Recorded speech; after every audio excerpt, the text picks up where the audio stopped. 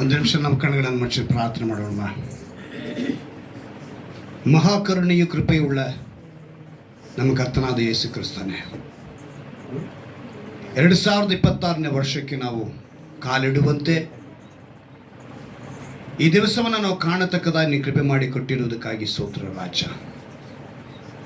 ವಾಗ್ದಾನದಿಂದ ನಮ್ಮನ್ನು ಬಲಪಡಿಸಿ ಇಡೀ ವರ್ಷ ಪೂರ್ತಿ ನಿನ್ನ ವಾಕ್ಯದಲ್ಲಿ ನಾವು ನೆಲೆಗೊಳ್ಳುವಂತೆ, ಈ ವಾಗ್ದಾನವನ್ನು ಹೇಳಿ ಅದನ್ನು ಸ್ವತಂತ್ರಿಸಿಕೊಳ್ಳುವಂತೆ ನಿನ್ನ ದಾಸನ್ನು ಮರೆಸಿ ನಮ್ಮೊಂದಿಗೆ ನೀನು ಮಾತನಾಡಬೇಕೆಂದು ಯೇಸುವಿನ ನಾಮದಲ್ಲಿ ಪ್ರಾರ್ಥಿಸ್ತೇನೆ. ಆಮೆನ್. Hallelujah, hallelujah, hallelujah. ದೇವರು ರಕ್ಷಣಾದ ಯೇಸು ಕ್ರಿಸ್ತನ ಸಭೆಯ ಮೂಲಕ ನಿಮ್ಮೆಲ್ಲರಿಗೂ ಒಂದು ಒಳ್ಳೆಯ ವಾಗ್ದಾನ ಕೊಡುವುದಕ್ಕೆ ಇಷ್ಟಪಟ್ಟಿದ್ದಾರೆ. ವಾಗ್ದಾನ ನಾನು ತೋರಿಸ್ತೀನಿ, ನೋಡ್ಕೊಳ್ಳಿ. ಎಲ್ಲರೂ ಕಾಣಿಸುತ್ತೆ ಎಲ್ರಿಗೂ?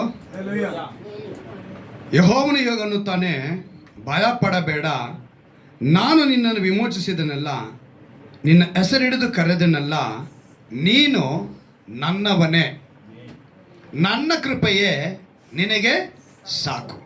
ಹಲ್ಲೆಲೂಯಾ.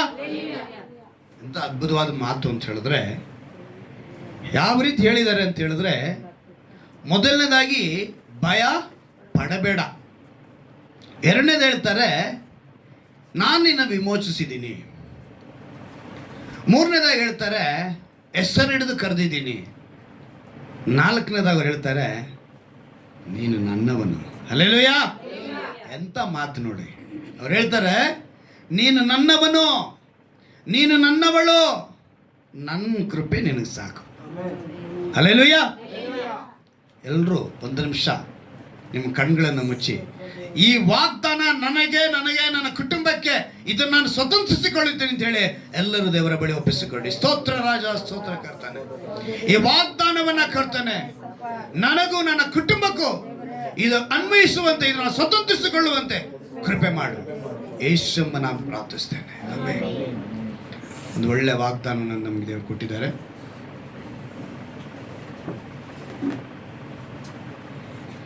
ಈ ಮಾತನ್ನ ನಾವು ಗಮನಿಸಬೇಕು. ಈ ವರ್ಷ 2026ನೇ ವರ್ಷಕ್ಕೆ ನಮ್ಮನ್ನು ನಡೆಸಿಕೊಂಡು ಹೋಗುವಂಥ ದೇವರು ಮೊದಲನೇದಾಗಿ ಅವ್ರು ಹೇಳ್ತಾರೆ, ಯಾಕಂದ್ರೆ ಇವತ್ತು ಮನುಷ್ಯನಿಗೆ ಭಯ ಅನ್ನೋದು ಯಾವುದಾದ್ರು ಒಂದು ರೂಪದಲ್ಲಿ ಐತೆ. ಯಾವ ರೀತಿ ಇದೆ? ಯಾವುದಾದ್ರು ಒಂದು ರೂಪ. ಅದು ಇಂಥ ರೂಪ ಅಂತ ಹೇಳೋಕ್ಕಾಗಲ್ಲ. ಅದು ನಮ್ಮ ಶರೀರಕ್ಕೆ ಸಂಬಂಧಪಟ್ಟದಾಗಿರ್ಬೋದು, ಅಥವಾ ನಮ್ಮ ಆತ್ಮಕ್ಕೆ ಸಂಬಂಧಪಟ್ಟದಾಗಿರ್ಬೋದು, ಯಾವುದೇ ಆಗಿರಲಿ. ನಿನ್ನ ಆತ್ಮಿಕತೆಯಲ್ಲಿ ಬೆಳೆಯುವುದಕ್ಕೆ ನನಗೇನು ತಡೆ ಆಗ್ತಿದೆ ಅಂತ ನಿನಗೆ ಗೊತ್ತಾಗ್ತಿಲ್ಲ. ಆದರೆ ಒಂದು ಭಯ. ಇನ್ನೊಂದು ಕಡೆ ಶಾರೀರಿಕದಲ್ಲಿ ಸಣ್ಣ ನೋವು ಬಂದರೆ ಸಾಕು, ಶರೀರದಲ್ಲಿ ಇಂಥ ರೋಗ ಇರ್ಬೋದಾ, ಇಂಥ ಕಾಯಿಲೆ ಇರ್ಬೋದಾ ಅನ್ನೋ ಭಯ ನಮ್ಮನ್ನು ಕಾಡ್ತಾ ಇದೆ. ಇನ್ನೊಂದು ಕಡೆ ನೋಡಿದ್ರೆ ನಮ್ಮ ಮಕ್ಕಳು, ನಮ್ಮ ಕುಟುಂಬಸ್ಥರು ಹೊರಗೆ ಹೋಗಿ ಒಳಗೆ ಬರುವವರೆಗೂ ನಮಗೊಂದು ಭಯ. ಏನಂತ ಹೇಳ್ತಾರೆ? ಭಯ. ಆ ಭಯ ನಮ್ಮನ್ನು ಕಾಡ್ತಾನೆ ಇರುತ್ತೆ. ಭಯಕ್ಕೆ ಬಹಳ ರೂಪಗಳಿದೆಯಂತೆ. ಸತ್ಯವೇದದಲ್ಲಿ ಅದನ್ನು 365 ಸಲ ಬರೆಸಿದ್ದಾರೆ. ಭಯ ಪಡಬೇಡ, ಭಯ ಪಡಬೇಡ, ದಿಗ್ಭ್ರಮೆಗೊಳ್ಳದಿರೋ, ಹೆದರಬೇಡ ಅಂತ ಈ 3 ಪದಗಳಿಂದ ಬೈಬಲ್ನಲ್ಲಿ, ಅಂದರೆ ಸತ್ಯವೇದದಲ್ಲಿ 365 ಸಲ ಬರೆಯಲ್ಪಟ್ಟಿದೆ. ಒಂದು ವರ್ಷಕ್ಕೆ ಎಷ್ಟು ದಿವಸ? 300. ದೇವರಿಗೆ ಚೆನ್ನಾಗಿ ಗೊತ್ತು. ಅದಕ್ಕೆ ನಮ್ಮ ಜನಕ್ಕೆ ಏನು ಮಾಡಬೇಕು, ನಾವು ಈ ಪದನ ದಿನ ಹೇಳ್ಕೊಳ್ಳಿ. ದಿನಕ್ಕೆ ಒಂದು ಪದ ಅಂತ ಹೇಳಿದ್ರು ಕೂಡ 365 ದಿವಸಕ್ಕೂ ಆ ಭಯ ಪಡಬೇಡ ಅಂತ ಹೇಳ್ತಾರೆ. ವರ್ಷಕ್ಕೆ ಎಷ್ಟು ಭಾನುವಾರ? 52 ಭಾನುವಾರನೂ ನಾನು ಒಂದು ದಿವಸನೂ ಆರಾಧನೆ ತಪ್ಪಲಿಲ್ಲ ಅನ್ನೋರು ಕೈ ಎತ್ತಿ ನೋಡೋಣ.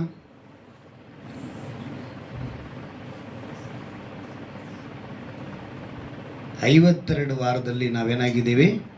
ತಪ್ಪಿಸ್ಕೊಂಡಿದ್ದೀವಿ. ಹೊಸ ವರ್ಷದಲ್ಲಿ ನೀವು ತೆಗೆದುಕೊಳ್ಳೋ ಮೊದಲನೇ ತೀರ್ಮಾನ ಇದೇ ಆಗಿರಬೇಕು. ಹಲ್ಲೆಲೂಯಾ. ನಿಮ್ಮ ತೀರ್ಮಾನ ಹೇಗಿರಬೇಕು ಅಂತ ಹೇಳಿದ್ರೆ, ನಾನು ಈ 2026ನೇ ವರ್ಷದಲ್ಲಿ ಎಂತಹ ಸಂದರ್ಭ ಬಂದರೂ ಕೂಡ ನಾನು ಆರಾಧನೆ ತಪ್ಪಿಸ್ಕೊಳ್ಳಲ್ಲ. ಹಲ್ಲೆಲೂಯಾ. ಒಂದು ವೇಳೆ ದೇವರಿಗೆ ಗೊತ್ತು, ಒಂದು ವೇಳೆ ನಮ್ಮ ಶರೀರದಲ್ಲಿ ಏನಾದ್ರು ಬಲಹೀನತೆ ಬಂದು ನಾವು ಬರೋದಕ್ಕೆ ಆಗದೇ ಇರುವಂಥ ಪರಿಸ್ಥಿತಿ ಇದ್ದರೆ ದೇವರು ಖಂಡಿತವಾಗ್ಲೂ ಕ್ಷಮಿಸ್ತಾರೆ. ಆದರೆ ಸ್ವಂತ ಕಾರ್ಯಕ್ಕಾಗಿ ಮದುವೆ, ಬರ್ತ್ಡೇ, ಬೇರೆ ಯಾವುದೋ ಒಂದು ಸಂಭ್ರಮ, ಬೇರೆ ಯಾವುದೋ ಒಂದು ಎಂಗೇಜ್ಮೆಂಟು, ನಮ್ಮ ಮನೇಲಿ ಒಂದು ಶುಭ ಕಾರ್ಯ, ಇದನ್ನು ನಾವು ತಡೆಯೋಕ್ಕಾಗಲ್ಲ, ತಳ್ಳಕ್ಕಾಗಲ್ಲ ಅಂಥೇಳಿ ನೀವು ರಜಾ ಹಾಕಿದ್ರೆ ಅದಕ್ಕೆ ದೇವರಿಗೆ ಉತ್ತರ ಕೊಡಬೇಕು. ಯಾವುದಕ್ಕೆ ಉತ್ತರ ಕೊಡಬೇಕು? ಅದಕ್ಕೆ. ಆದರೆ ಶರೀರದ ಬಲಹೀನತೆ ಇದ್ದರೆ ದೇವರು ಖಂಡಿತವಾಗ್ಲೂ ಕ್ಷಮಿಸ್ತಾರೆ. ಇವತ್ತು ನೀವೊಂದು ತೀರ್ಮಾನ, ಯಾಕಂತ ಹೇಳಿದ್ರೆ 26ನೇ ವರ್ಷದಲ್ಲಿ ಒಂದು ಭರವಸೆ, ನಿರೀಕ್ಷೆ, ನಮ್ಮ ಕರ್ತನಾದ ಯೇಸು ಕ್ರಿಸ್ತನನ್ನು ನಾವು ನಂಬಿ ಭರವಸೆಯಿಂದ ಕೇಳ್ತಾ ಇದ್ದೀವಿ. ಅವರು ಅದಕ್ಕೆ ಹೇಳ್ತಾರೆ, ಭಯ ಪಡಬೇಡ, ನಾನು ನಿನ್ನ ವಿಮೋಚಿಸಿದ್ದೀನಿ ಅಂತ ಹೇಳ್ತಿದ್ದಾರೆ. ಹೇಗಂತ? ವಿಮೋಚಿಸಿದ್ದೀನಿ. ಎಲ್ಲ ವಿಷಯಗಳಲ್ಲಿ ನೀನು ಇವತ್ತು ಯಾವ್ಯಾವ ವಿಷಯಗಳಲ್ಲಿ ಬಂಧಿಸಲ್ಪಟ್ಟಿದ್ದೇನೆ ಅಂತ ಅಂದುಕೊಳ್ತೀಯೋ ಆ ವಿಷಯಗಳೆಲ್ಲ ಅವ್ರು ಹೇಳ್ತಿದ್ದಾರೆ, ನಾನು ನಿನ್ನ ಏನು ಮಾಡಿದ್ದೀನಿ? ವಿಮೋಚಿಸಿದ್ದೀನಿ. ವಿಮೋಚನೆ. ನಮ್ಮ ದೇವರಿಗೆ ಆ ಒಂದು ಹೆಸರು ಕೂಡ ಇದೆ, ವಿಮೋಚಕನು, ರಕ್ಷಕನು ಅಲ್ವಾ? ನಮ್ಮ ದೇವರಿಗೆ ಏನಂತ ಹೆಸರಿದೆ? ವಿಮೋಚಕನು, ರಕ್ಷಕನು, ಬಿಡಿಸುವವನು, ಬಲಪಡಿಸುವವನು. ಅನೇಕ ಹೆಸರುಗಳು ದೇವರಿಗೆ ಕೊಡಲ್ಪಟ್ಟಿದೆ ಅಂತ. ಇದರಲ್ಲಿ ಇವತ್ತು ನಿನಗೆ ಹೇಳ್ತಿದ್ದಾರೆ, ನಾನು ನಿನ್ನನ್ನು ವಿಮೋಚಿಸಿದೆ, ನಿನ್ನ ಹೆಸರಿಡಿದು ಕರೆದನಲ್ಲ. ಇವತ್ತಿಲ್ಲಿ ಕುಳಿತಿರುವ ಪ್ರತಿಯೊಂದು ವ್ಯಕ್ತಿಗಳನ್ನು ಹೆಸರಿಡಿದು ಕರೆದವರು ಅವರು. ನೀವು ಅಂದ್ಕೊಂಡಿದ್ದೀರಾ ನನ್ನ ಹೆಸರು ಇವತ್ತು ರತ್ನಮ್ಮ, ಪುಟ್ಟಮ್ಮ, ನಾನು ದೀಪ, ನಾನು ವಸಂತ ಅಂತ ಅಂದ್ಕೊಂಡಿದ್ದೀರಾ? ಆ ಹೆಸರೆಲ್ಲ ಇಟ್ಟಿರೋದು ನಿಮ್ಮ ಮನೆಯವರು, ನಿಮ್ಮ ಕುಟುಂಬದವರಲ್ಲ. ಹಲ್ಲೆಲೂಯಾ. ದೇವರ ದೃಷ್ಟಿಯಲ್ಲಿ ನಾನು ಮೋಸಸ್ ಅಂತ ಕರೆದಿರ್ಬೋದು, ಇಲ್ಲಿ ಮಂಜು ಅಂತ ಇರ್ಬೋದು, ಮೂರ್ತಿ ಇರ್ಬೋದು, ಇದೆಲ್ಲವೂ ದೇವರಿಂದ ನಿಮ್ಮ ಹೆಸರು ಬರೆಯಲ್ಪಟ್ಟಿರೋದು. ಹಲ್ಲೆಲೂಯಾ. ಒಂದು ದಿವಸ ಎಲ್ಲಿದ್ದವರು ಎಲ್ಲಿಗೆ ಬಂದು ಕುಳಿತಿದ್ದೀರಾ ಅನ್ನೋದಕ್ಕೆ ಇದು ಸಾಕ್ಷಿ. ಆ ಸಾಕ್ಷಿಯ ನಿಮಿತ್ತ ನಿಮ್ಮ ಹೆಸರುಗಳು ಯಾವುದಾಗಿದ್ದು, ಹೆಸರಿನಲ್ಲಿ ಯಾವುದೇ ರಕ್ಷಣೆ ಇಲ್ಲ ತಿಳ್ಕೊಳ್ಳಿ. ಮೋಸಸ್ ಅಂತ ಮಾತ್ರಕ್ಕೆ ರಕ್ಷಣೆ ಹೊಂದಿದ್ರು ಅನ್ನೊಂದು ಅರ್ಥ ಅಲ್ಲ. ಮಂಜು ಅಂದಿದ ಮಾತ್ರಕ್ಕೆ ರಕ್ಷಣೆ ಹೊಂದಿಲ್ಲ ಎಂಬ ಅರ್ಥನೂ ಅಲ್ಲ. ಅರ್ಥ ಎಲ್ಲಿದೆ ಅಂತ ಹೇಳಿದ್ರೆ ನಾವು ಸಮರ್ಪಿಸಿಕೊಳ್ಳೋದ್ರಲ್ಲಿ. ಇವತ್ತು ದೇವರು ನಿಮ್ಗೆ ಹೇಳ್ತಾರೆ, ನಿನ್ನ ಹೆಸರಿಡಿದು ಕರೆದನಲ್ಲ. ಇದರಲ್ಲಿ ಬಹಳ ಮುಖ್ಯವಾದ ಏನು ಗೊತ್ತಾ ಹೇಳ್ತಾರೆ? ನೀನು ನನ್ನವನು. ಹಲ್ಲೆಲೂಯಾ. ನೀನು ಯಾರೋ? ನನ್ನವನು. ಯಾವಾಗಲೂ ಮಕ್ಕಳು ತಂದೆ ಜೊತೆನೋ ತಾಯಿ ಜೊತೆನೋ ಇರಬೇಕಿದ್ರೆ ತುಂಬ ಧೈರ್ಯವಾಗಿರ್ತಾರೆ, ಒಂದು ವಯಸ್ಸು ಬರೋವರೆಗೂ. ಒಂದು ವಯಸ್ಸಾದ ಮೇಲೆ ಅವರ ಬಲ ಬೇರೆ ರೀತಿ ಹೋಗುತ್ತೆ, ಆವಾಗ ಅವರು ಅದನ್ನು ಹೇಳಲ್ಲ. ಆದರೆ ಯಾವತ್ತಿದ್ರೂ ತಂದೆ ಜೊತೆ, ತಂದೆ ತಾಯಿ ಜೊತೆ ಇದ್ದರೆ ಆ ಒಂದು ಬಲವೇನೆ ಬೇರೆ. ಆ ರೀತಿ ಇಲ್ಲಿ ದೇವರು ಹೇಳ್ತಿದ್ದಾರೆ, ನೀನು ನನ್ನವನೇ, ನೀನು ನನ್ನವಳೇ ಅಂತ ಹೇಳಿದಾಗ ನೀವು ಆತನವಳಾಗಿರುವಾಗ ಖಂಡಿತವಾಗಲೂ ಹೇಳ್ತಾರೆ, ನನ್ನ ಕೃಪೆ ನಿನಗೆ ಸಾಕು. ಏನು ಸಾಕು ಅಂತ ಹೇಳ್ತಾರೆ? ನನ್ನ ಕೃಪೆ. ಬೇರೆ ಏನಕ್ಕೆಲ್ಲ ಬಯಸ್ತೀಯಾ? ಬೇರೆ ಏನನ್ನು ಬಯಸಬೇಡ. ಹಾಗಾದ್ರೆ ನಾವು ಕೆಲಸಕ್ಕೆ ಹೋಗೋದು ಬೇಡವಾ? ಹಾಗಾದ್ರೆ ನಾವು ಬೇರೆ ಏನು ಇಷ್ಟಪಡೋದು ಬೇಡವಾ? ಆ ರೀತಿಯಾದ ಅರ್ಥ ಅಲ್ಲ. ಇವತ್ತು ಮನುಷ್ಯ ಲೋಕದಲ್ಲಿ ಅನೇಕ ವಿಷಯಗಳಿಗಾಗಿ ಪರಿತಪಿಸುವವನಾಗಿ, ದುಃಖ ಪಡುವವನಾಗಿ, ಚಿಂತೆ ಮಾಡುವವನಾಗಿ ಇದ್ದಾನೆ. ಅವರಿಗೆ ಹೇಳುವಂಥ ಮಾತು, ನನ್ನ ಕೃಪೆ ನಿನಗೆ ಸಾಕು, ಮಿಕ್ಕಿದೆಲ್ಲ ನಿನಗೆ ಸಿಗುತ್ತೆ. ಹಲ್ಲೆಲೂಯಾ. ಈ ವಾಗ್ದಾನ ನನಗೆ, ನನ್ನ ಕುಟುಂಬಕ್ಕೆ, ನನ್ನ ಸಭೆಗೆ ಅಂತ ನಾವೇನು ಮಾಡಬೇಕು? ಎಣಿಸ್ಕೊಳ್ಳಬೇಕು, ನಂಬಬೇಕು. ನೋಡಿ, ದೇವರ ಒಂದು ಅದ್ಭುತ ಕ್ರಿಯೆಗಳನ್ನು ಹೇಗೆ ಹೇಳಬೇಕು ಅಂತ ಹೇಳಿದ್ರೆ, ನಮ್ಮ ಸುವಾರ್ತೆಗಳಲ್ಲಿ 4 ಸುವಾರ್ತೆ ಇದೆ. ಮತ್ತಾಯ, ಮಾರ್ಕನು, ಲೂಕನು, ಯೋಹನನು. ಈ 4 ಸುವಾರ್ತೆಗಳಲ್ಲಿ 3 ಸುವಾರ್ತೆಗೆ ಸಿನಾಪ್ಟಿಕ್ ಗಾಸ್ಪೆಲ್ ಅಂತ ಹೇಳ್ತಾರೆ. 3 ಗಾಸ್ಪೆಲ್ ಅಂದರೆ ಮತ್ತಾಯ, ಮಾರ್ಕ, ಲೂಕ, ಇದಕ್ಕೆ ಸಿನಾಪ್ಟಿಕ್ ಗಾಸ್ಪೆಲ್ ಅಂತಾರೆ. ಅಂದರೆ ಅರ್ಥ ಏನು ಅಂತ ಹೇಳಿದ್ರೆ, ಒಂದೇ ವಿಷಯನ 3 ವಿಧದಲ್ಲಿ ಬರೆದಿದ್ದಾರೆ. 3 ವಿಧದಲ್ಲಿ. ಆದರೆ 3 ಹತ್ರ ಹೇಳಿದ್ದು ಪವಿತ್ರಾತ್ಮನೇ. ಪವಿತ್ರಾತ್ಮನ ಪ್ರೇರಣೆಯಿಂದಲೇ ಬರೆಯುವಾಗ 3 ವಿಷಯದಲ್ಲಿ 3 ಜನ 3 ರೀತಿಯಲ್ಲಿ ಬರೆಸಿದ್ದಾರೆ. ಆ 3 ವಿಷಯನೂ ಕೂಡ ಇವತ್ತು ನಿಮ್ಮ ವಾಗ್ದಾನದಲ್ಲಿ ಬದುಕಿಸುವಂಥ ಒಂದು ಮಾತುಗಳಾಗಿದೆ. ಅಧಿಕಾರಿ ಯಾಯೀರ್ ಅಂತೇಳಿ ಒಬ್ಬ ಇದ್ದ. ಆ ವ್ಯಕ್ತಿಯ ಮಗನು ಸತ್ತೋಗಿದ್ದಾಳೆ ಅಂತೇಳಿ ಅವನು ಓಡಿ ಬರ್ತಾನೆ ದೇವ್ರ ಹತ್ರ. ಬಂದು ಹೇಳ್ತಾನೆ, ನನ್ನ ಮಗಳು ಸತ್ತಳು ಅಂತ ಹೇಳ್ತಾನೆ. ಆಗ ದೇವರು ಹೇಳಿದ ಒಂದೇ ಮಾತೇನು ಗೊತ್ತಾ? ಅಂಜಬೇಡ, ನಂಬಿಕೆ ಮಾತ್ರ ಇರಲಿ ಅಂತ ಹೇಳಿದ್ರು. ನೀವು ಮಾರ್ಕನ ಬರ ಸುವಾರ್ತೆ 5ನೇ ಅಧ್ಯಾಯ 41ನೇ ವಾಕ್ಯದಲ್ಲಿ ಇದನ್ನು ನೋಡಬಹುದು. ಏನಂತ ಹೇಳ್ತಾರೆ? ಯಾಯಿರನ ಮಗಳು ಸತ್ತಳು ಎಂದಾಗ ದೇವರು ಹೇಳಿದ ಒಂದೇ ಮಾತು, ಅಂಜಬೇಡ, ನಂಬಿಕೆ ಮಾತ್ರ ಇರಲಿ. ಹುಡುಗಿಯ ಕೈ ಹಿಡಿದು ದೇವರೊಂದು ಮಾತು ಹೇಳ್ತಾರೆ, ತಲಿತಾ ಕುಮ್ ಅಂತ ಇಬ್ರಿಯ ಭಾಷೆಯಲ್ಲಿ ಒಂದು ಮಾತನ್ನು ಹೇಳ್ತಾರೆ. ಏನಂತ ಹೇಳ್ತಾರೆ? ತಲಿತಾ ಕುಮ್ ಅಂದನು. ಅದರ ಅರ್ಥ, ಅಮ್ಮಣ್ಣಿ ಏಳೆನ್ನುತ್ತೇನೆ. ಏನಂತ ಹೇಳ್ತಾರೆ? ಅಮ್ಮಣ್ಣಿ ಏಳೆನ್ನುತ್ತೇನೆ. ಆಗ ತಾನೇ ಹುಡುಗಿ ಆ ಸಮಯ ಸತ್ತೋಗಿದ್ದಾಳೆ. ಆ ಗಳಿಗೆ ಸ್ವಲ್ಪ ಸತ್ತು ಒಂದು ಸ್ವಲ್ಪ ಸಮಯಗಳಾಗಿರ್ಬೋದು. ಓಡಿ ಬಂದ ಯಾಯಿರನು, ಎಲ್ಲಿ ಯೇಸು ಕ್ರಿಸ್ತನಲ್ಲಿ ಬಂದಿದ್ದಾರೆ, ಅವರ ಬಳಿ ಹೋದ್ರೆ ನನ್ನ ಮಗಳು ಬದುಕ್ತಾಳೆ ಅಂತೇಳಿ ಓಡಿ ಹೋದ ಯಾಯಿರನು ಹೋಗಿದ ತಕ್ಷಣ ಅಲ್ಲಿ ಮಾತು ಹೇಳಿದ ದೇವರು, ಅಂಜಬೇಡ, ನಂಬಿಕೆ ಮಾತ್ರ ಇರಲಿ ಅಂತ. ಅದೇ ರೀತಿ ಇನ್ನೊಂದು ಸ್ಥಳದಲ್ಲಿ ವಿಧವೆಗೆ ಒಬ್ಬನೇ ಮಗ, ಅದು ನಾಯಿನೆಂಬ ಊರು, ಅವನ ಸತ್ತೋಗಿದ್ದಾನೆ. ಅವನ ಊರಿನ ಹೊರಗೆ ಹೊತ್ಕೊಂಡ್ ಬರ್ತಾ ಇದ್ದಾರೆ. ಆ ವಿಧವೆಗಿದ್ದಂಥ ಆಧಾರ ಆ ಮಗನೊಬ್ಬನೇ. ವಿಧವೆ ಅಂತ ಹೇಳುವಾಗ ಮೊದಲು ಗಂಡ ಕಳ್ಕೊಂಡಿದ್ದಾನೆ, ನೆಕ್ಸ್ಟು ಮಗ ಇದ್ದ ಒಬ್ಬನೇ, ಆ ಮಗನನ್ನು ಕಳ್ಕೊಳ್ತಾಳೆ. ದೇವ್ರು ಹೇಳಿದ್ದೇನು ಗೊತ್ತಾ? ಒಂದೇ ಮಾತಾಗೆ, ಅಳಬೇಡ. ಏನಂತ ಹೇಳಿದ್ರು? ಅಳಬೇಡ ಅಂತ ಹೇಳಿ ಚಟ್ಟವನ್ನು ಮುಟ್ಟಿದ್ರು ಅಷ್ಟೇ. ಯಾವುದನ್ನ ಮುಟ್ಟಿದ್ರು? ಚಟ್ಟವನ್ನು ಮುಟ್ಟಿದ್ರು. ಯೌವನಸ್ಥನೇ ಏಳು ಎಂದ ಕೂಡಲೇ ಎದ್ದು ಕೂತುಕೊಂಡನು. ಹಲ್ಲೆಲೂಯ. ಸತ್ತು ಒಂದು ದಿನವಾಗಿತ್ತು ಆ ಹುಡುಗ. ಇದು ಚೆನ್ನಾಗಿ ಅರ್ಥ ಮಾಡ್ಕೊಳ್ಳಿ. ಸಂಜೆ ಆಗ್ತಾ ಇದೆ, ಸಂಜೆ ಆ ನಾಯಿನೆಂಬ ಊರಿಗೆ ದೇವರು ಹೋಗ್ತಾ ಇದ್ದಾರೆ ಶಿಷ್ಯರೊಂದಿಗೆ. ಆ ಸಮಯದಲ್ಲಿ ಊರಿನ ಹೊರಗೆ ತಾನೇ ಸ್ಮಶಾನ ಇರುತ್ತೆ, ಊರಿನ ಹೊರಗೆ ಅವ್ರನ್ನ ಹೊತ್ಕೊಂಡ್ ಬರ್ತಾ ಇದ್ದಾರೆ. ಆ ಶವವನ್ನು ನೋಡಿ ಬಂದು ಕೇಳಲಿಲ್ಲ, ಏನಿಲ್ಲ. ಆದರೆ ದೇವರಿಗೆ ಗೊತ್ತಾಯಿತು ಆ ಸಹೋದರಿಗೆ ಯಾರು ಆಧಾರ ಇಲ್ಲ ಅಂತೇಳಿ. ತಕ್ಷಣ ಆ ಸ್ಥಳಕ್ಕೆ ಹೋಗಿ ಆ ಚಟ್ಟವನ್ನು ಮುಟ್ಟಿದ್ರು. ಮಗ ಬದುಕಿಕೊಂಡ. ಒಂದೇ ಮಾತು ಹೇಳಿದ್ದು, ಅಳಬೇಡ ಅಂತ ಹೇಳಿದ್ರು ದೇವತ್ತು. ತಕ್ಷಣ ಹುಡುಗ ಬದುಕಿಕೊಂಡ. ನೀವು ಅದೇ ರೀತಿಯಾಗಿ ನಮ್ಗೆಲ್ರಿಗೂ ಗೊತ್ತಿರುವಂಥವನು ಲಾಜರನು ಸತ್ತು ಎಷ್ಟು ದಿವಸ ಆಗಿತ್ತು? 4 ದಿವಸವಾಗಿತ್ತು. ಅವ್ರ ಅಕ್ಕ ಮಾಡ್ತಾಳೆ, ಹೇಳ್ತಾಳೆ, ಸ್ವಾಮಿ ಅವನು ಸತ್ತು 4 ದಿನವಾಯ್ತು ಅಂತಾಳೆ. ಈಗ ನಾತ ಹುಟ್ಟಿದೆ ಅಂತಾಳೆ. ದೇವರೇನಂತ ಗೊತ್ತಾ ಹೇಳಿದ್ದು? ಯೇಸು ಆಕೆಗೆ, ನಂಬಿದರೆ ದೇವರ ಮಹಿಮೆಯನ್ನ ಕಾಣಿವೆ ಅಂತ ಹೇಳಿದ್ರು. ಹಲ್ಲೆಲೂಯಾ. ಏನಂತ ಹೇಳಿದ್ರು? ನಂಬಿದರೆ ದೇವರ ಮಹಿಮೆಯನ್ನ ಕಾಣುವೆ ಅಂತ ಹೇಳಿ 43ನೇ ವಾಕ್ಯದಲ್ಲಿ, ಅಂದರೆ ಯೋಹಾನ ಬರೆದ ಸುವಾರ್ತೆ 41ನೇ ಅಧ್ಯಾಯದಲ್ಲಿ ನೀವು ಆ ವಾಕ್ಯಗಳನ್ನ ನೋಡ್ಬೋದು. ಅಲ್ಲಿ 43ನೇ ವಾಕ್ಯದಲ್ಲಿ ಹೇಳ್ತಾರೆ, ದೊಡ್ಡ ಶಬ್ದದಿಂದ ಲಾಜರನೇ ಹೊರಗೆ ಬಾ ಅಂತ ಹೇಳಿದ್ರು. ಲಾಜರನೇ ಹೊರಗೆ ಬಾ ಅಂತ ಹೇಳಿದ್ರು. ತಕ್ಷಣ ಬಟ್ಟೆಯ ಅಂದರೆ ಪಾವಡದಿಂದ ಸುತ್ತಲ್ಪಟ್ಟಂಥ ವ್ಯಕ್ತಿ ಸಮಾಧಿಯಿಂದ ಹೊರಗೆ ಬರ್ತಾನೆ. 4 ದಿವಸ ಆಯಿತು. ಯೋಚನೆ ಮಾಡಿ. ಆಗ ಸತ್ತಂಥ ಹುಡುಗಿನ ಬದುಕಿಸಿದಂಥ ದೇವರು, ಸತ್ತು 1 ದಿವಸವಾದಂಥ ಹುಡುಗನನ್ನು ಬದುಕಿಸಿದಂಥ ದೇವರು, ಸತ್ತು 4 ದಿವಸವಾದಂಥ ಲಾಜರನನ್ನು ಬದುಕಿಸಿದಂಥ ದೇವರು, ಇವತ್ತು ನಿನ್ನ ನನ್ನ ಬದುಕಿನಲ್ಲಿ ಯಾವ ವಿಷಯಗಳು ಸತ್ತದ್ದಾಗಿದೆಯೋ ಅವೆಲ್ಲವನ್ನು ದೇವರು ಹೇಳ್ತಿದ್ದಾರೆ, ನಾನು ನಿನ್ನನ್ನು ವಿಮೋಚಿಸಿದನಲ್ಲ, ಭಯ ಪಡಬೇಡ, ನಿನ್ನ ಹೆಸರು ಹಿಡಿದು ಕರೆದಿದ್ದೀನಿ, ನೀನು ನನ್ನವನು, ನೀನು ನನ್ನವಳು, ನನ್ನ ಕೃಪೆ ನಿನಗೆ ಸಾಕು ಅಂದ್ರು. ಹಲ್ಲೆಲೂಯಾ. ಎಷ್ಟು ಅದ್ಭುತವಾದ ಒಂದು ಮಾತು. ಪ್ರವಾದಿ ಒಂದು ಅದ್ಭುತವಾದ ಮಾತನ್ನು ಬರೆಸಿದ್ದಾನೆ. ಇಲ್ಲಾದರೂ ನೀವು ಗಮನಿಸಬೇಕು, ಯೇಸು ಭೂಮಿ ಮೇಲೆ ಇದ್ದಾಗ ಅವರು ಡೈರೆಕ್ಟಾಗಿ ಹೋಗಿ ಮಾಡಿದಂಥ ಅದ್ಭುತಗಳು.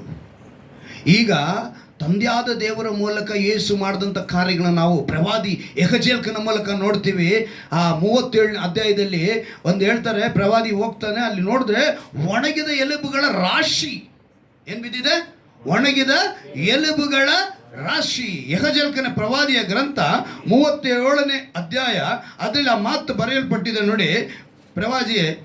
ಯೆಹಜೇಲ್ಕನ ಪ್ರವಾದಿಯ ಗ್ರಂಥ 37ನೇ ಅಧ್ಯಾಯದಲ್ಲಿ ಆ ಒಂದೊಂದು ಸಮಯವನ್ನು ದೇವರು ಹೇಳ್ತಾರೆ ನೋಡಿ. 5ನೇ ವಾಕ್ಯದಲ್ಲಿ, ಕರ್ತನಾದ ಯೆಹೋವನು ನಿಮಗೆ ಹೀಗೆ ಹೇಳುತ್ತಾನೆ, ಈಗ ನಾನು ನಿಮ್ಮೊಳಗೆ ಶ್ವಾಸವನ್ನು ಹೋಗಿಸುವೆನು ಅಂತ ಮೊದಲನೇದಾಗಿ ಹೇಳ್ತರು. ನೀವು ಬದುಕುವರಿ, ನಾನು ನಿಮ್ಮ ಮೇಲೆ ನರಗಳನ್ನು ಹಬ್ಬಿಸಿ, ಮಾಂಸವನ್ನು ಹರಡಿ, ಚರ್ಮವನ್ನು ಒದಿಸಿ, ನಿಮ್ಮಲ್ಲಿ ಶ್ವಾಸವನ್ನು ತುಂಬುವೆನು.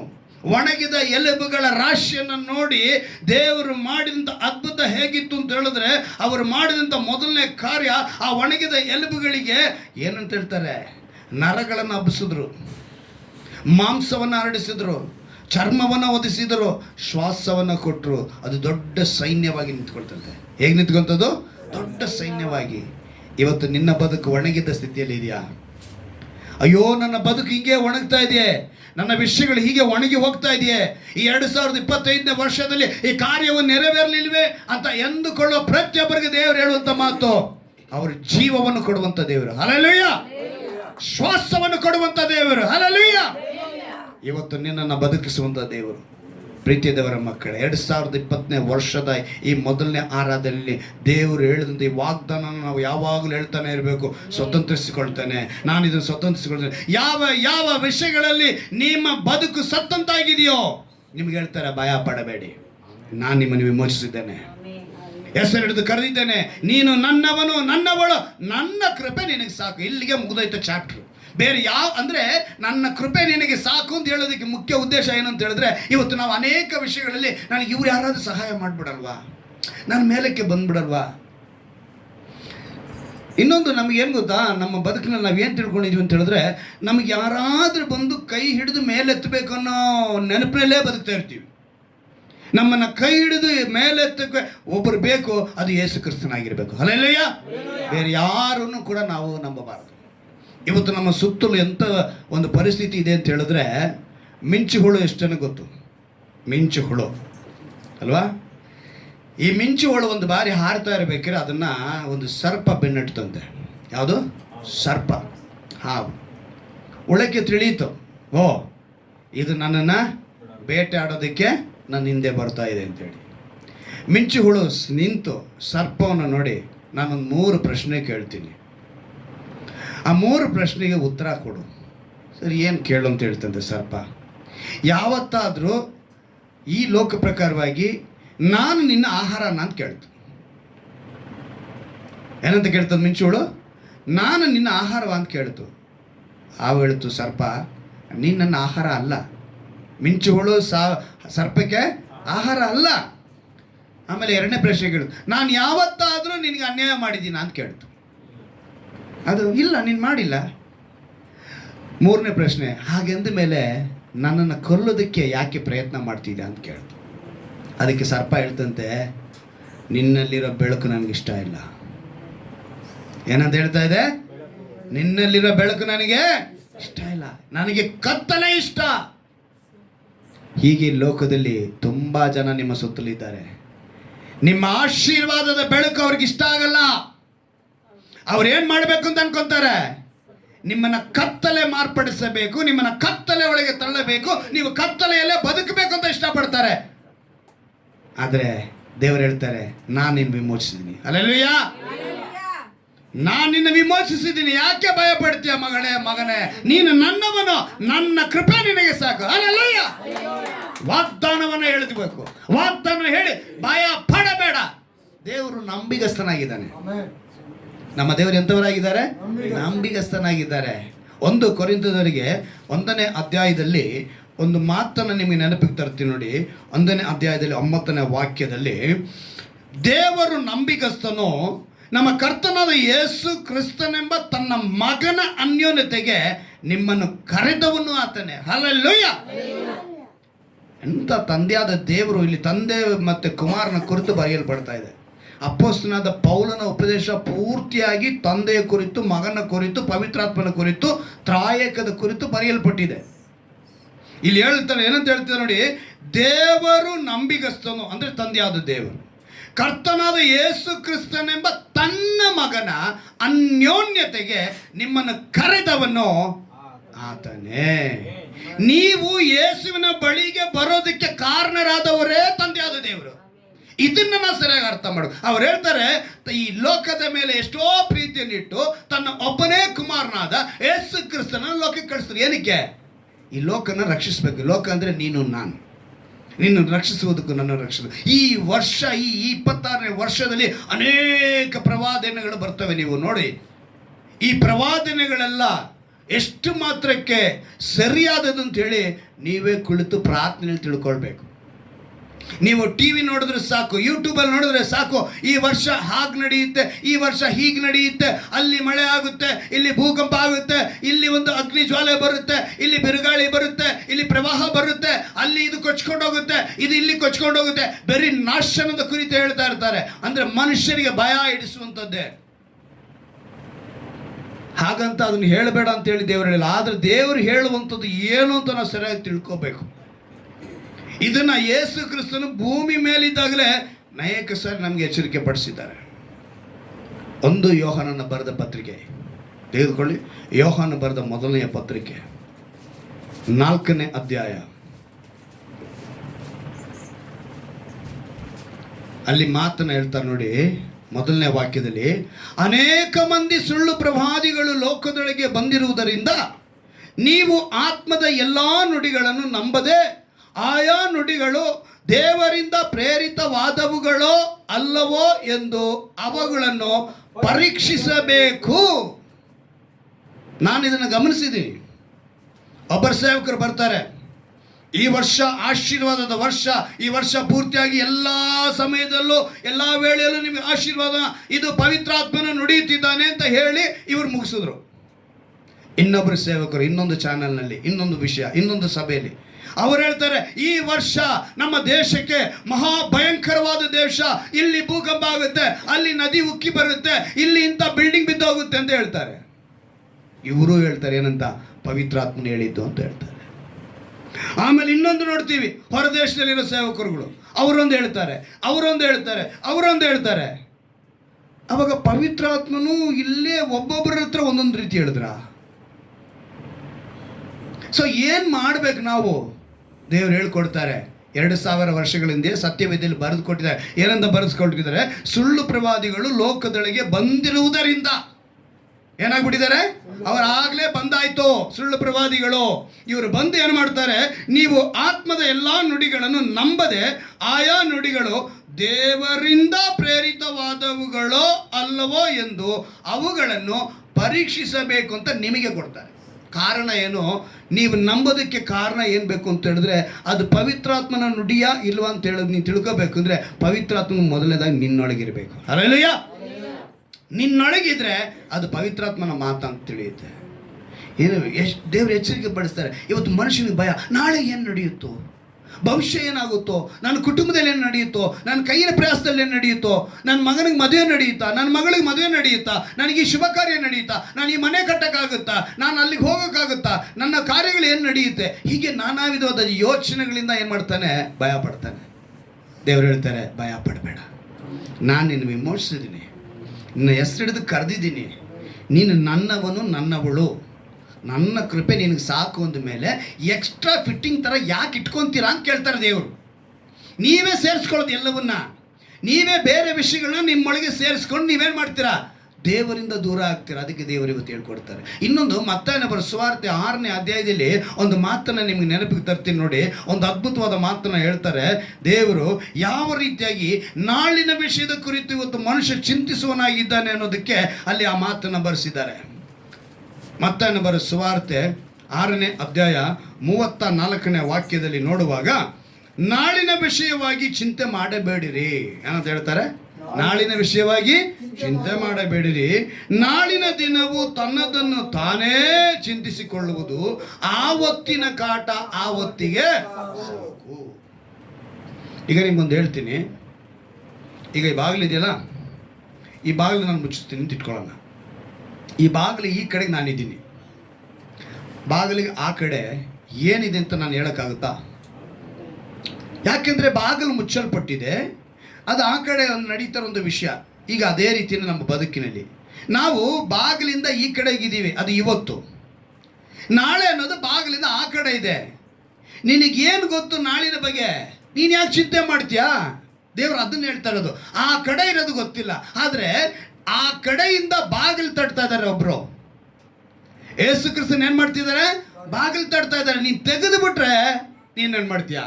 ನಿನ್ನೊಳಗೆ ಬಂದ್ಬಿಟ್ಟು ಅವರು ನಿನ್ನ ಜೊತೆಗಿದ್ದು ವಾಸ ಮಾಡಿ ನಿನ್ನೊಂದಿಗೆ ಊಟ ಮಾಡ್ತೀನಿ ಅಂತ ಹೇಳ್ತಾರೆ. ಏನು ಮಾಡ್ತೀನಿ ಅಂತ ಹೇಳ್ತಾರೆ? ಊಟ ಮಾಡ್ತೀನಿ. ಆವಾಗ ನೀನು ನಾಳೆ ವಿಷಯದ ಕುರಿತು ಚಿಂತೆ ಮಾಡದಂತೆ ನೀನು ಮಾಡಬೇಕಾಗಿರುವಂಥ ವಿಷಯ, ಈ ವರ್ಷದಲ್ಲಿ ಮೊದಲನೇದಾಗಿ ನಿನಗೆ ಇರಬೇಕು ಒಂದು ತೀರ್ಮಾನ. ಯೋಹಾನ ಬರೋ ಸುವಾರ್ತೆ 6ನೇ ಅಧ್ಯಾಯದಲ್ಲಿ ಮೊದಲನೇ ತೀರ್ಮಾನವಾಗಿದೆ. ನೀನು ತೆಗೆದುಕೊಂಡ್ರೆ ಖಂಡಿತವಾಗ್ಲೂ ದೊಡ್ಡ ಅದ್ಭುತವನ್ನು ನೀನು ಕಾಣುವಂಥದ್ದಾಗಿರ್ತೀರ.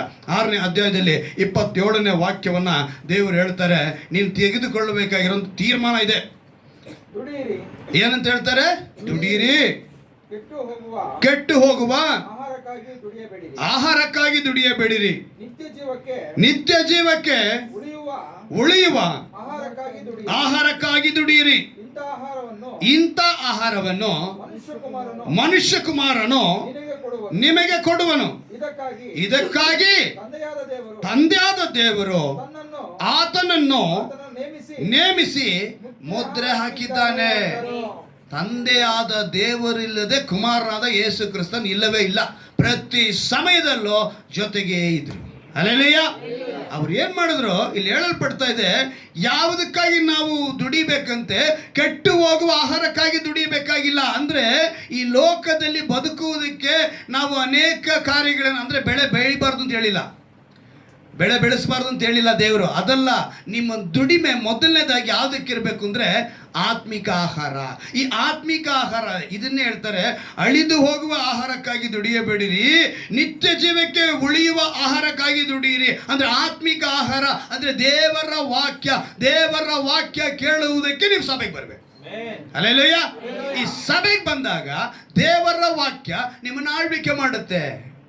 ಆಗ ನೀವು ನಿತ್ಯ ಜೀವಕ್ಕೆ ಹೋಗುದು. ಅದಕ್ಕೋಸ್ಕರನೇ ತಂದೆಯಾದ ದೇವರು ಕುಮಾರನ ಕಳಿಸಿಕೊಟ್ರು. ಮನುಷ್ಯ ಕುಮಾರನಿಂದ ನಿಮಗೆ ಬೇಕಾದ ಆಹಾರವನ್ನು ನೀವು ಪಡೆದುಕೊಳ್ಬೋದು. ದೇವರು ನಮ್ಮ ತಂದಿದ್ದಾರೆ. 35ನೇ ವಾಕ್ಯದಲ್ಲಿ ಒಂದು ಅದ್ಭುತವಾದ ಮಾತು ಬರೆಯಲ್ಪಟ್ಟಿದೆ, ಜೀವ ಕೊಡುವ ರೊಟ್ಟಿ ನಾನೇ, ನನ್ನ ಬಳಿಗೆ ಬರುವವನಿಗೆ ಎಂದಿಗೂ ಹಸಿವೆಯಾಗುವುದಿಲ್ಲ, ನನ್ನನ್ನು ನಂಬುವನಿಗೆ ಎಂದಿಗೂ ನೀರಡಿಕೆ ಆಗುವುದಿಲ್ಲ. ಎಷ್ಟು ಸ್ಪಷ್ಟವಾಗಿ ಹೇಳಿಬಿಟ್ರು.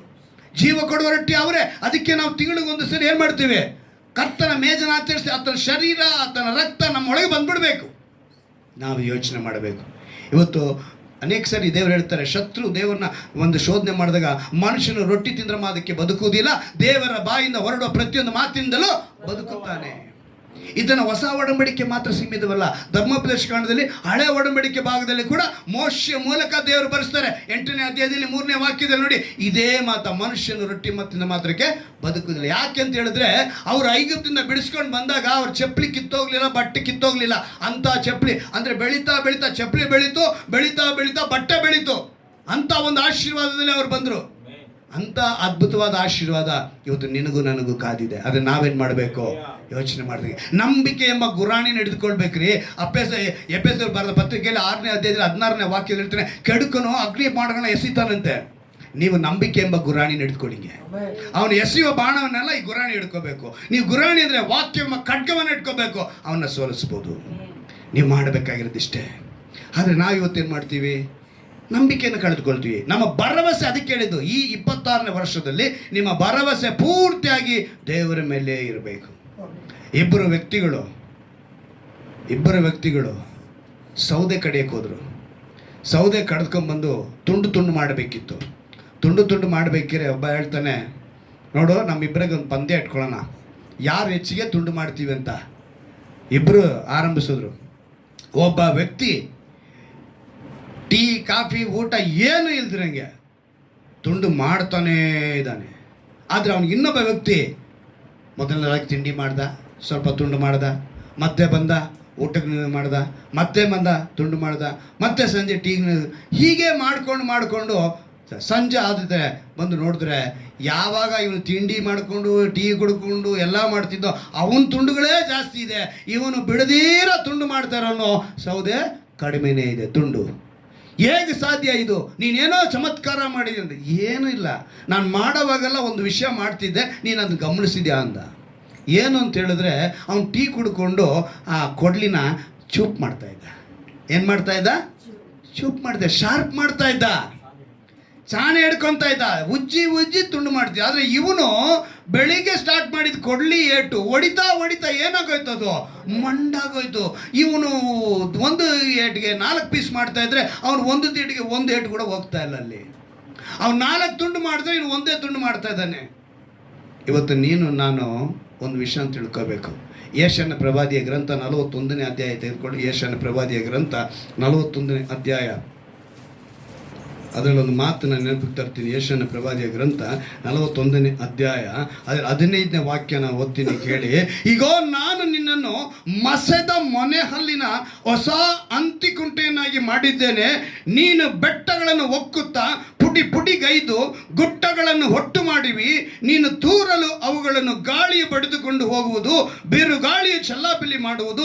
ನೀನಂತೂ ಯೆಹೋವನಲ್ಲಿ ಆನಂದಿಸುವಿ. ಹಲ್ಲೆಲೂಯಾ. ಯಾರನ್ನ, ನಮ್ಮನ್ನ ಏನ್ ಮಾಡಿದ್ದಾರೆ ದೇವರು? ಮಸೆದ ಮನೆ ಹಲ್ಲಿನಂತೆ. ಅಂದ್ರೆ ನಾವು ವಾಕ್ಯದಿಂದ ಯಾವಾಗಲೂ ಶಾರ್ಪ್ ಆಗ್ತಾನೆ ಇರಬೇಕು. ಶತ್ರುಗೆ ನಾವು ಸ್ಥಳ ಕೊಡಬಾರ್ದು. ಅದಕ್ಕೆ ನಾವು ಬರಬೇಕಾಗಿರೋ ಸ್ಥಳ ಆರಾಧನೆ. ಹಲ್ಲೆಲೂಯಾ. ದೇವ್ರು ಹೇಳ್ತಾರೆ, ನೀನು ಆರಾಧನೆಗೆ ಬಂದ್ರೆ ನಿನ್ಗೆ ಹೇಳ್ತಾರೆ, ಭಯ ಪಡಬೇಡ. ಅಲ್ವಾ? ದೇವರು ಅವನು ಎಷ್ಟೇ ಅಗ್ನಿ ಮಾಡಲು ಎಸೆದ್ರೂ ಕೂಡ ನೀನು ನಂಬಿಕೆ ಎಂಬ ಗುರಾಣಿನ ಹಿಡ್ಕೊಂಡ್ಬಿಟ್ರೆ ಸಾಕು, ವಾಕ್ಯ ಎಂಬ ಖಡ್ಗವನ್ನು ಹಿಡ್ಕೊಂಡ್ರೆ ಸಾಕು, ಆಟೋಮೆಟಿಕ್ ಆಗಿ ದೇವರ ಆಶೀರ್ವಾದ ನಿನ್ನ ಮನೆಯಲ್ಲಿರುತ್ತೆ. ರಾಜನ ಬೇಟೆಯಾಡಕ್ಕೆ ಹೋಗ್ತಾನೆ, ಬೇಟೆಯಾಡಕ್ಕೆ ಹೋದಾಗ ಹುಲಿ ಇವನ್ನ ಅಟ್ಯಾಕ್ ಮಾಡುತ್ತೆ. ಹುಲಿ ಅಟ್ಯಾಕ್ ಮಾಡಿದ ತಕ್ಷಣ ಅದೇ ಮಾರ್ಗದಲ್ಲಿ ಬಂದಂಥ 3 ಯೌವನಸ್ಥರು ಓಡ್ ಬಂದು ರಾಜನ ಪ್ರಾಣವನ್ನು ಕಾಪಾಡ್ತಾರೆ, ಹುಲಿನ ಓಡಿಸ್ಬಿಡ್ತಾರೆ. ರಾಜ ಹೇಳ್ತಾನೆ, 3 ನೀವು ನನ್ನ ಅರಮನೆಗೆ ಬನ್ನಿ, ನಾನು ನಿಮಗೆ ಬಹುಮಾನಗಳು ಕೊಡ್ತೀನಿ ಅಂತೇಳಿ. ಅರಮನೆಗೆ ಹೋಗಿದ ತಕ್ಷಣ ಒಬ್ಬ ಹುಡುಗ ಹೇಳ್ತಾನೆ, ನನಗೆ ಮನೆ ಇಲ್ಲ, ಮನೆ ಕೊಡು ಅಂದ. ಒಬ್ಬ ಕೇಳ್ತಾನೆ, ನನಗೆ ಜಮೀನಿಲ್ಲ, ಜಮೀನು ಕೊಡು ಅಂದ. ಇನ್ನೊಬ್ಬ ಕೇಳ್ತಾನೆ, ರಾಜ ನೀನು ನನ್ನ ಮನೆಗೆ ಬಂದು ಮತ್ತು ಊಟ ಮಾಡಬೇಕು ಅಂದ. ರಾಜ ಏನು ಹೇಳಿದ್ರು, ಏನು ಅಷ್ಟೇ ಸಾಕೇನೋ ನಿನ್ನ ಮನೆಗೆ ಬಂದರೆ? ಹಾಂ ಆಯಿತು. ಮಂತ್ರಿಗೆ ಹೇಳ್ದ, ಮಂತ್ರಿ ಅವನ ಮನೆ ನೋಡ್ಕೊಂಬರ್ರಪ್ಪ, ನಾಳೆ ಮನೆಗೆ ಹೋಗೋಣ ಅಂತ. ಮಂತ್ರಿ ನಾಳೆ ಮನೆಗೆ ಹೋಗ್ತಾನೆ, ರೋಡೇ ಸರಿ ಇಲ್ಲ, ಕಷ್ಟಪಟ್ಟು ಮನೆಗೆ ಹೋಗ್ತಾನೆ, ಮನೆಗೆ ಗುಡಿಸಲು, ಊರಲ್ಲಿ ಯಾವುದೇ ವಿಧವಾದ ದೀಪ ಇಲ್ಲ. ಮಂತ್ರಿ ಮಾಡ್ದ, ಏನು ಹೇಳ್ದ, ಹಿಂಗಿದ್ರೆ ನಮ್ಮ ರಾಜ ಹೆಂಗೋ ಬಂದು ನಿನ್ನ ಮನೆಗೆ ಊಟ ಮಾಡ್ತಾರೆ. ಫಸ್ಟು ರೋಡ್ ರೆಡಿ ಮಾಡ್ದ, ದೀಪ ರೆಡಿ ಮಾಡ್ದ, ಅವನ ಮನೆ ರೆಡಿ ಮಾಡ್ದ. ಅವನ ಮನೇಲಿ ರಾಜ ತಿನ್ನೊಬ್ಬ ಎಲ್ಲ ವಸ್ತುಗಳು ತೊಗೊಂಬಂದಿಟ್ಟ. ಇಡೀ ಮನೆನೇ ಅಲಂಕಾರ ಆಗೋಯ್ತು, ಇಡೀ ಊರೇ ದೀಪ ಆಗೋಯ್ತು, ಇಡೀ ಊರಿಗೆ ರೋಡ್ ಆಗೋಯ್ತು. ಕಾರಣ ಏನು? ರಾಜ ಬಂದಿದ್ದಕ್ಕೆ. ಅದೇ ರಾಜ ನಿನ್ನ ಮನೆಗೆ ಬಂದ್ರೆ ಅದೇ ರೀತಿಯಾಗಿ ನಿನ್ನ ಮನೆಯಲ್ಲಿರುವಂತ ಎಲ್ಲ ಕಷ್ಟ, ಸಂಕಟ, ನೋವು, ವೇದನೆ ಎಲ್ಲವೂ ಮಾಯವಾಗಿ ಅದು ಅರಮನೆ ಆಗುತ್ತದೆ. ಹಲ್ಲೆಲೂಯಾ. ಅವ್ರು ಹೇಳ್ತಾರೆ, ಭಯ ಪಡಬೇಡ, ನಾನು ನಿಮಗೆ ವಿಮೋಚಿಸಿದ್ದೀನಿ, ಯಾಕೆ ಭಯ ಪಡ್ತೀಯ? ನಿನ್ನ ಹೆಸರು ಹಿಡಿದು ಕರೆದನು ನಾನು, ನೀನು ನನ್ನವನು, ನನ್ನವಳು ನೀನು, ನನ್ನ ಕೃಪೆ ನಿನಗೆ ಸಾಕು ಅಂತ. ಹಲ್ಲೆಲೂಯಾ. ಈಗ ನಾವೇನು ಮಾಡಬೇಕು ಅಂತ ಮೊಣಕಾಲಕ್ಕೆ, ಅಪ್ಪ ಈ ವರ್ಷದ ಈ ವಾಗ್ದಾನನ ನಾನು ಸ್ವತಂತ್ರಿಸಿಕೊಳ್ಳುವಂತೆ ನೀನು ನನಗೆ ಸಾಕು ಅಂಥೇಳಿ ನಾವು ಒಪ್ಪಿಸಿಕೊಡೋಣವಾ? ನೀನು ಕೇಳಬೇಕು ಇವತ್ತು. ಈ ನಿನ್ನ ಸುತ್ತಲೂ ಸರ್ಪದಂತೆ ವಂಚ ಹಾಕೋರು ಅನೇಕರು ಇರ್ತಾರೆ. ಆದರೆ ನೀನು ಹೇಳು, ಅಪ್ಪ ನಾನು ಯಾರಿಗೂ ಅನ್ಯಾಯ ಮಾಡಿಲ್ಲ, ಆದರೆ ನನ್ನ ಸುತ್ತಲೂ ಅನ್ಯಾಯ ಮಾಡೋರು ಇದ್ದಾರೆ. ನನ್ನನ್ನು ಕೊಲ್ಲುವುದಕ್ಕೆ, ನನಗೆ ವಂಚಿಸುವುದಕ್ಕೆ, ಮೋಸ ಮಾಡುವುದಕ್ಕೆ ಅನೇಕರಿದ್ದಾರೆ. ಆದರೆ ನೀನು ಒಂದು ಮಾತನ್ನು ಕೊಟ್ಟೆ, ಭಯ ಪಡಬೇಡ ಅಂತ ಹೇಳಿದ್ಯಾ. ನಾನು ಭಯ ಪಡೋದಿಲ್ಲ ಕರ್ತನೆ. ಈ ಲೋಕದಲ್ಲಿ ಇರುವವನಿಗಿಂತಲೂ ನಿನ್ನಲ್ಲಿರುವ ಆತನು ದೊಡ್ಡವನು ಒಂದು ಮಾತಿನಂತೆ ದೇವರು ದೊಡ್ಡವನಾಗಿದ್ದಾನೆ. ನೀನು ಒಪ್ಪಿಸಿಕೊಟ್ರೆ ಸಾಕು. ಸುಳ್ಳು ಪ್ರವಾದನೆಗಳನ್ನು ನಂಬಬೇಡ. ಇವತ್ತು ಅನೇಕ ಸುಳ್ಳು ಪ್ರವಾದನ ಮಾತುಗಳನ್ನು ನಂಬಿ ಮನುಷ್ಯನು ಓಡಿ ಹೋಗುತ್ತಿದ್ದಾನೆ. ಎಚ್ಚರಿಕೆ ಪಡಿಸಿ ಹೇಳ್ತಿದ್ದಾರೆ, ಸುಳ್ಳು ಪ್ರವಾದನೆಗಳನ್ನು ನಂಬಿ ಓಡ ಹೋಗಬೇಡಿ, ಪರೀಕ್ಷಿಸಿಕೊಳ್ಳಿ ಅದು ನಿಜವಾದ ಆತ್ಮದ ನುಡಿಗಳ ಎಂದು. ದೇವರ ವಾಕ್ಯವೆಂಬ ಪ್ರವಾದನೆಯನ್ನು ಕೇಳಿ ಆ ಮಾತು ಹೇಳಲ್ಪಡ್ತಿದ್ದೆ, ಯೆಹೋವನು ಹೀಗೆ ಅನ್ನುತ್ತಾನೆ, ಭಯ ಪಡಬೇಡ, ನಾನು ನಿನ್ನನ್ನು ವಿಮೋಚಿಸಿದನಲ್ಲ, ನಿನ್ನ ಹೆಸರು ಹಿಡಿದು ಕರೆದನಲ್ಲ, ನೀನು ನನ್ನವನೇ, ನನ್ನ ಕೃಪೆ ನಿನಗೆ ಸಾಕು. ಈ 2026ನೇ ವರ್ಷದಲ್ಲಿ ಆತನ ಕೃಪೆ ಸಾಕು. ಭರವಸೆ ಆತನೇ, ನಿರೀಕ್ಷೆ ಆತನೇ, ನಂಬಿಕೆ ಆತನೇ. ನೀನು ಆತನಲ್ಲಿ ನೆಲೆಗೊಂಡಿರು, ನೀನು ಆತನಲ್ಲಿ ನೆಲೆಗೊಂಡಿರು. ಕರಗಳ ತಟ್ಟಿದ್ದೇವೆ ಬೆಳೆಸಿ, ಕರಗಳ ತಟ್ಟಿದ್ದೇವೆ ಬೆಳೆಸಿ. ಹಲ್ಲೆಲೂಯಾ. ಯೆಶಯ್ಯ ನಮ್ಮನ್ನು ಒಪ್ಪಿಸಿಕೊಡುತ್ತಿದ್ದೇವೆ ಅಂತ ಹೇಳಿ, ಯೆಶಯ್ಯ ನಮ್ಮನ್ನು ಒಪ್ಪಿಸಿಕೊಡುತ್ತಿದ್ದೆ ಅಂತ ಹೇಳಿ, ಈ ಹೊಸ ವರ್ಷದ ಈ ವಾಗ್ದಾನವನ್ನ ನಾವು ಸಂತರಿಸಿಕೊಳ್ಳುತ್ತೇವೆ ಅಂತ ಹೇಳಿ. ಹೌದು ರಾಜ, ಮನುಷ್ಯನು ರೊಟ್ಟಿ ತಿಂದ ಮಾತ್ರಕ್ಕೆ ಬದುಕುವುದಿಲ್ಲ, ದೇವರ ಬಾಯಿಂದ ಹೊರಡುವ ಪ್ರತಿಯೊಂದು ಮಾತಿನಿಂದಲೂ ಬದುಕುವನು. ಆ ಮಾತಿನಿಂದ ನೀವು ಬದುಕಬೇಕು. ಆಗ ತಾನೇ ಸತ್ತಂತ ಹುಡುಗಿಯನ್ನು ಬದುಕಿಸಿದಂತ ದೇವರು, ಒಂದು ದಿನವಾಯ್ತು ನಾಯಿನ ಊರಿನಲ್ಲಿ ವಿಧವೆ ಮಗನನ್ನು ಬದುಕಿಸಿದಂತ ದೇವರು, 4 ದಿವಸವಾಯ್ತು ಲಾಜರನು ಸತ್ತು ನಾತ ಹುಟ್ಟಿದೆ ಎಂದು ಸ್ವಂತ ಅಕ್ಕ ಹೇಳುತ್ತಿರುವಾಗ ದೇವರು ಹೇಳಿದ್ದು, ನಂಬಿಕೆ ಮಾತ್ರ ಇರಲಿ, ನಂಬಿಕೆ ಮಾತ್ರ ಇರಲಿ. ಅಧಿಕಾರಿಗಳಿದು, ಅಂಜಬೇಡ, ನಂಬಿಕೆ ಮಾತ್ರ ಇರಲಿ, ಅಳಬೇಡ, ನಂಬಿಕೆ ಮಾತ್ರ ಇರಲಿ. ಇವತ್ತು ನಿನ್ನನ್ನು ನೋಡಿ ಹೇಳುತ್ತಿದ್ದಾರೆ, ಚಿಂತಿಸಬೇಡ, ನಂಬಿಕೆ ಮಾತ್ರವಿರಲಿ. ಈ ಹೊಸ ವರ್ಷವು ಅದ್ಭುತವಾದ ರೀತಿಯಲ್ಲಿ ವಿಮೋಚಿಸಿದಂತ ದೇವರು, ಹೆಸರಿಡಿದು ಕರೆದಂತ ದೇವರು, ನೀನು ಆತನವನಾಗಿ ಆತನವಳಾಗಿರುವಾಗ ಆತನ ಕೃಪೆ ಒಂದೇ ಸಾಕು, ಭಯ ಪಡಬೇಡ ಅಂತ ಹೇಳಿದ್ದಾರೆ. ವಾಗ್ದಾನವನ್ನ ಎಲ್ಲರೂ ಸ್ವತಂತ್ರಿಸಿಕೊಳ್ಳುವಂತೆ ಕೃಪೆ ಮಾಡಿಕೊಡು ರಾಜ. ನಾನೇ ಜೀವ ಕೊಡುವ ರೊಟ್ಟಿ ಅಂತ ಹೇಳಿದೆ ಕರ್ತನೆ. ನಿನ್ನ ಬಳಿಗೆ ಬರುವನಿಗೆ ಎಂದಿಗೂ ಹಸಿವೆ ಆಗುವುದಿಲ್ಲ, ನೀರಿಡಿಕೆ ಆಗುವುದಿಲ್ಲ ಅಂತ ಹೇಳಿದ್ಯಪ್ಪ. ಅದು ಆತ್ಮಿಕವಾದ ಆಶೀರ್ವಾದ ಕುರಿತು ಅದನ್ನು ಹೊಂದಿಕೊಳ್ಳುವಂತೆ ಕೃಪೆ ಮಾಡಿ. ನಾವು ಮಸದ ಮನೆ ಹಲ್ಲಿನಂತೆ ವಾಕ್ಯದಿಂದ ಯಾವಾಗಲೂ ಕರ್ತನೆ ಮಸದವರಾಗಿದ್ದು, ಕರ್ತನ ಯಾವತ್ತು ಮಂಡರಾಗಿ ಆಗದೆ, ಕರ್ತನೆ ಕುಗ್ಗಿ ಹೋಗದೆ, ಸೋತು ಹೋಗದೆ, ಎಸೆಯ ಜಯವನ್ನು ಹೊಂದಿಕೊಳ್ಳುವಂತವರಾಗಿ ಇವರನ್ನ ನಡೆಸು ಕರ್ತನೆ. ಇಡೀ ವರ್ಷ ಪೂರ್ತಿಯಾಗಿ ಕರ್ತನೆ ನಿನ್ನ ಸಹಾಯ ಇವರಿಗೆ ಬೇಕಾಗಿದೆ, ನಿನ್ನ ಕೃಪೆ ಇವರಿಗೆ ಸಾಕು ರಕ್ಷ. ಪ್ರತಿಯೊಬ್ಬರನ್ನು ಬಲಪಡಿಸು. ಈ ವಾಗ್ದಾನದ ಆಶೀರ್ವಾದವನ್ನ, ಈ ವಾಗ್ದಾನದ ಸಂದೇಶವನ್ನ ಯಾರ್ಯಾರು ಯಾವ ಯಾವ ಸಮಯದಲ್ಲಿ ಕೇಳುತ್ತಾರೋ ಅವರೆಲ್ಲರಿಗೂ ಕೂಡ ಆನ್ಲೈನ್ ಮೂಲಕ, ಯೂಟ್ಯೂಬ್ ಮೂಲಕ ಕೇಳುವಂತ ಪ್ರತಿಯೊಬ್ಬರಿಗೂ ನೀನು ಹೇಳಿದಂತ ಮಾತು ಭಯ ಪಡಬೇಡ, ಹೆಸರಿಡಿದು ಕರೆದಿದ್ಯಾ, ನನ್ನವನು ಅಂತ ಹೇಳಿದ್ಯಾ, ನನ್ನವಳು ಅಂತ ಹೇಳಿದ್ಯಾ, ನಿನ್ನ ಕೃಪೆ ಇವರಿಗೆ ಸಾಕಾಗಿರ್ಬೇಕಂತ ಆಶೀರ್ವದಿಸು, ಬಲಪಡಿಸು. ವರ್ಷ ಪೂರ್ತಿಯಾಗಿ ದೇವರ ಕೃಪೆ ಸದಾ ಕಾಲವಿರಲಿ. ಹೊಸ ಹೊಸ ತೀರ್ಮಾನಗಳನ್ನ ತೆಗೆದುಕೊಳ್ಳುವಂತೆ, ಮೊದಲನೇದಾಗಿ ನಿನಗೆ ಪ್ರಾಮುಖ್ಯತೆ ಕೊಡುವಂತೆ ಇವರ ಮನಸ್ಸಿನಲ್ಲಿ ನೀನು ಕೃಪೆ ಮಾಡಬೇಕೆಂದು ನಮ್ಮ ರಕ್ಷಕನ ವಿಮೋಚಕನಾಗಿರುವ ಯೇಸು ಕ್ರಿಸ್ತನ ನಾಮದಲ್ಲಿ ಪ್ರಾರ್ಥಿಸಿ ಬೇಡ ಅಂದ್ರೆ ಜೀವ ತಂದೆಯೇ, ಆಮೆನ್. ಹಲ್ಲೆಲೂಯಾ.